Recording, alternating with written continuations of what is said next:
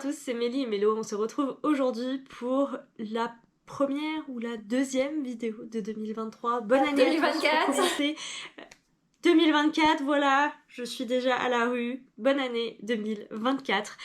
C'est avec très très grand plaisir qu'on se retrouve pour une année supplémentaire. Comme vous l'avez vu, il y a un très très très gros changement. On est tous les deux team cheveux longs maintenant. Voilà, je pense qu'il fallait le noter quand même. Du coup, on se retrouve aujourd'hui pour faire le petit bilan de l'année 2023. On va essayer de construire ça un peu comme on l'avait fait l'année dernière, en commençant par vous parler de chiffres. Du coup, combien de livres j'ai lu cette année? Enfin, cette année, en 2023, j'en ai lu 121. Mais sur les 121, qui est un très gros chiffre, j'ai lu beaucoup de graphiques, beaucoup de BD, beaucoup de mangas. J'ai lu 53 mangas et 26 BD. Voilà. Ce qui fait assez peu de romans et nettement moins que l'année dernière. Mais bon, ça reste quand même pas mal. Parmi mes genres préférés, bon bah il y a manga et BD, si vous considérez ça comme un genre. Mais sinon, il y a la fantasy et la SF et le contemporain. Parmi tous ces chiffres, j'ai eu 8 coups de cœur environ. Il y en a 6 que j'ai classés en liste diamant et 7 en liste or sur Booknode, c'est comme ça que ça s'appelle, pour ceux qui connaissent. Voilà, il y a pas mal de mauvaises lectures, je sais pas exactement combien, enfin de lectures moyennes, pas très bof, on va dire bof. Voilà, mais là je ne sais pas combien. Et une seule lecture VO, et voilà, je ne sais plus trop quel autre chiffre on vous partageait les années précédentes.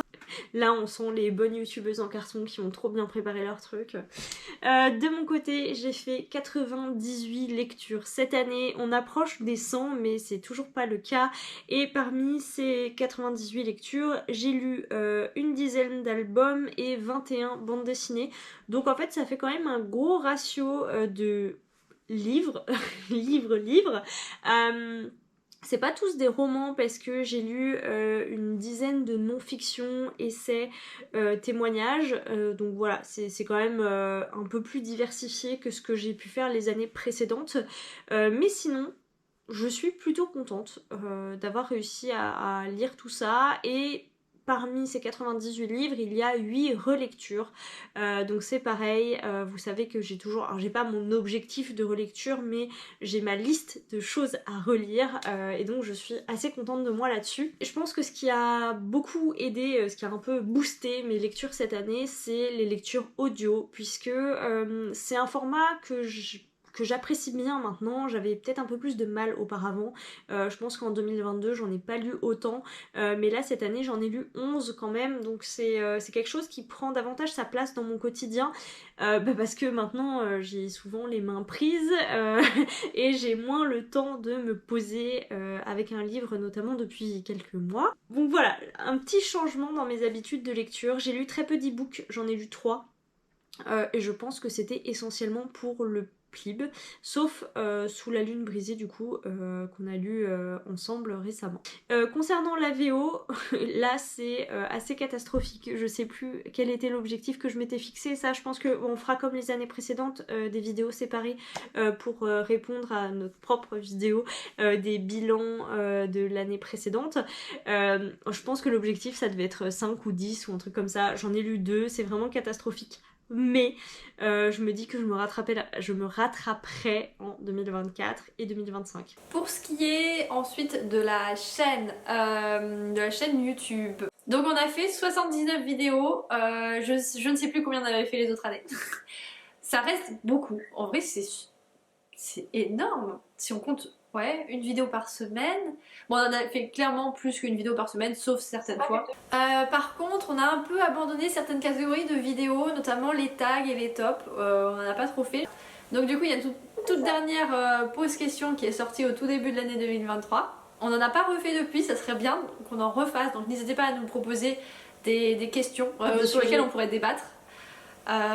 Pareil pour les tags et les tops, du coup si vous voyez un tag qui passe et qui a l'air bien sympa, envoyez-le nous. Et pour les tops, on aimerait vraiment beaucoup en refaire, le top des meilleures fins, on a déjà fait ça, le top des meilleures fantasy, etc. Donc n'hésitez pas, si vous avez des idées, n'hésitez pas à nous les dire. Toi du côté, de ton côté, avec les vlogs, je sais pas si t'en avais fait plus ou moins que l'année dernière. Ouais, c'est un format que j'ai repris, que j'avais un peu abandonné fin 2022, on en avait parlé du coup, et que j'ai beaucoup repris cette année et j'en suis absolument ravie parce que mine de rien, C'est un contenu qui, alors au-delà du fait que c'est vachement sympa de discuter du quotidien avec parfois des sujets qui ont attrait à la littérature et parfois pas du tout, je dirais que moi ça me sert aussi de journal un peu, et vous le savez, ça a été une année extrêmement chargée. Je pense que c'est peut-être aussi pour ça qu'on a investi moins de temps, alors on n'a pas investi moins de temps mais moins d'inventivité dans la chaîne cette année parce que ça a été pour nous deux d'un côté comme de l'autre, deux très grosses années. 2023, ça a été une très grosse année x2 en termes de changements perso, en termes de voyage pour Mélo, de travaux, de déménagement, de carton, pour moi de grossesse. Donc voilà, ça a été une année très très chargée, donc je pense que c'est aussi ce qui explique le fait que on avait peut-être moins je vais pas dire l'énergie, mais on a moins pu se retrouver aussi, on l'a moins fait, se retrouver toutes les deux et faire des brainstorming. Ça, je pense qu'on va essayer de se prendre un peu plus de temps pour nous deux l'année prochaine. Même si forcément il y a une chose qui va changer, c'est que là, vous le voyez, nous ne sommes pas ensemble. Il y avait encore des vidéos qu'on arrivait à tourner ensemble, mais maintenant ça risque d'être très fortement empêché, on va dire. Je pense que quand on se retrouvera, on aura autre chose à faire que tourner des vidéos à deux, même si peut-être qu'on se prendra un peu de temps pour ça, mais c'est pas l'idée. Comme moi j'ai déménagé, Mélo avait déjà déménagé un peu plus loin que chez moi, c'était déjà moins évident. Moi là je pars carrément dans un autre pays, donc ça va être encore moins facile. Mais voilà, on garde ce format, vous l'avez vécu avec nous en 2018-2019, on avait réussi à tenir, donc il n'y a pas de raison, la chaîne ne va pas s'arrêter pour autant. En parlant de la chaîne, ah mais on n'a pas dit dans les stats le nombre de challenges auxquels on avait participé. Du coup on a réédité le Sweetie Gourmet Challenge, on va certainement le rééditer cette année aussi, il n'y a pas de raison.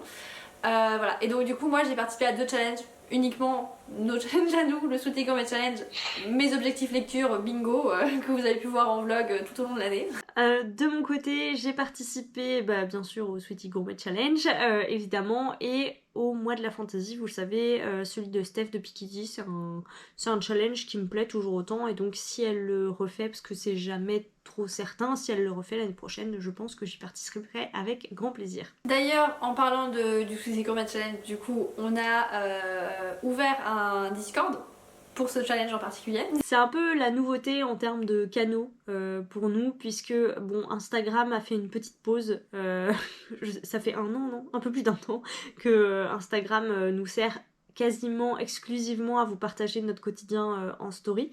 Donc voilà, là on a ouvert un Discord pour le challenge. Éventuellement on pourra s'en servir si on fait plus de lectures communes cette année. C'est vrai que les quelques lectures communes, parce que j'en ai fait plusieurs cette année d'ailleurs, j'ai fait pas mal de lectures communes avec 3, 4, j'ai dû en faire 3 ou 4 avec des personnes différentes et c'était super chouette, mais peut-être que du coup voilà, je proposerai davantage des LC, voilà. Twitch, toujours pas. BookTok, toujours pas. Oui, c'est pas des canaux qui personnellement m'attirent, c'est pas des formats qui m'attirent, c'est pas des formats que je consomme personnellement, donc du coup voilà, peut-être un peu moins d'attrait pour cela, et donc vous partagez des choses que moi-même je consomme pas, c'est un peu plus compliqué à imaginer et à faire bien, donc pas trop. Alors moi j'en consomme, mais par contre créer du contenu pour cette plateforme ça m'intéresse, ça me paraît assez compliqué en fait, assez chronophage, et voilà, pour moi c'est un métier en fait.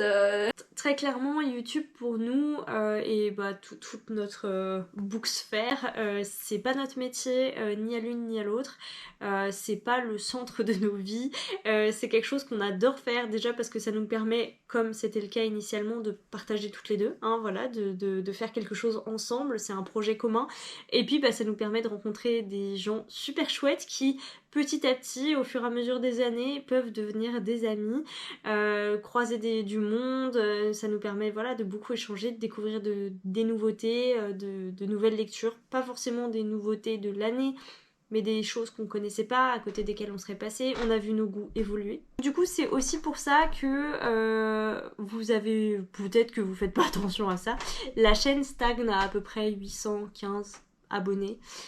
Cette année a été assez catastrophique en termes d'abonnements, mais c'est pas grave. Franchement, c'est pas notre métier. Donc nous, on n'est pas là pour en vivre et ça nous fait juste plaisir d'avoir ce petit cercle, cette petite communauté d'habitués qu'on retrouve assez fréquemment sous les vidéos et en commentaire. Et pour ce qui est des salons littéraires, alors on est allé aux Imaginales, c'était bien sympa. On est allé au Livre sur la place, c'était mieux que l'année dernière. C'était bien, pas mal aussi. Donc voilà, c'est des sorties sur lesquelles on apprécie se retrouver et faire des petits contenus de type vlog. On adore toujours croiser certains auteurs. D'autres un peu moins, mais ça arrive. L'année prochaine, aux Imaginales, il y aura normalement la remise des prix pour le PLIB 2023. Ouais. Je suis toujours perdue dans les dates. Pour ma part, je ne sais pas du tout à quoi va ressembler le mois de mai, donc je n'ai aucune idée de si je pourrais y être ou pas. Je pense que malheureusement c'était sûrement ma dernière année d'Imaginale cette année. Et en parlant du PLIB, vous le savez, on a déjà fait une vidéo sur le sujet, c'était aussi la dernière année de PLIB. Donc ce que ça veut dire, c'est que nécessairement, il y aura sûrement... Alors déjà, il y aura moins de contenu, il n'y aura pas de contenu sur les 80 finalistes, enfin les 80 sélectionnés, les 25, les finalistes, tout ça. Mais ça veut aussi dire qu'il y aura certainement un peu moins de comparaison en tant que telle, parce que du coup il va vraiment falloir qu'on s'organise plus sur ah bah tiens je suis là dans ma palle, est-ce que tu veux le lire, et qu'on essaie de se tenir à faire des lectures communes à peu près. Mais c'est pas toujours évident. Et il y aura aussi moins du coup on va moins parler de livres de fantaisie française de l'année en fait, sortis dans l'année, parce que on n'a plus la liste sous les yeux de toutes les sorties. Et c'est un énorme travail de chercher toutes les sorties, de trier ce qui peut nous plaire, ce qui peut pas nous plaire, etc. Et on va être moins poussé vers ce genre de parution en fait. Et on va plus se retourner vers nos lectures qu'on faisait en dehors du PLIB. Voilà, c'est un peu dommage, mais on va peut-être passer à côté de belles découvertes. Il n'y aura pas l'équivalent du PLIB en termes de liste, mais je sais qu'il y a des personnes, des blogs notamment, qui font ce type de contenu. Donc j'essaierai de retrouver ça. Voilà, sur ce, on est un peu au bout de notre bilan, je crois. C'était une belle année et je pense que 2024 va être pas mal aussi. J'ai vraiment hâte qu'on commence 2024 toutes les deux. Je pense que voilà, juste le fait de se prendre au téléphone 5 minutes avant de vous faire cette vidéo, on a discuté de plein de petites choses, de plein de possibilités, et voilà, moi ça me motive à fond. Je me dis qu'on va pouvoir faire des choses super chouettes, partager encore plus, se creuser un peu les méninges, passer un peu plus de temps à préparer des sujets, tout ça, et j'ai vachement hâte. J'espère que vous aussi. Merci comme toujours, merci, alors pas 1000 fois, mais merci 815 fois, 820 fois, je ne sais plus. Merci à tous de nous suivre avec autant de fidélité, avec vos petits messages, vos petits commentaires, vos encouragements, ça fait toujours vraiment super plaisir. Merci beaucoup. On espère que vous avez vous aussi passé une très belle année littéraire 2023 et que vous êtes prêts à commencer 2024 avec nous. Et voilà, en attendant une prochaine vidéo, on vous souhaite de très bonnes lectures.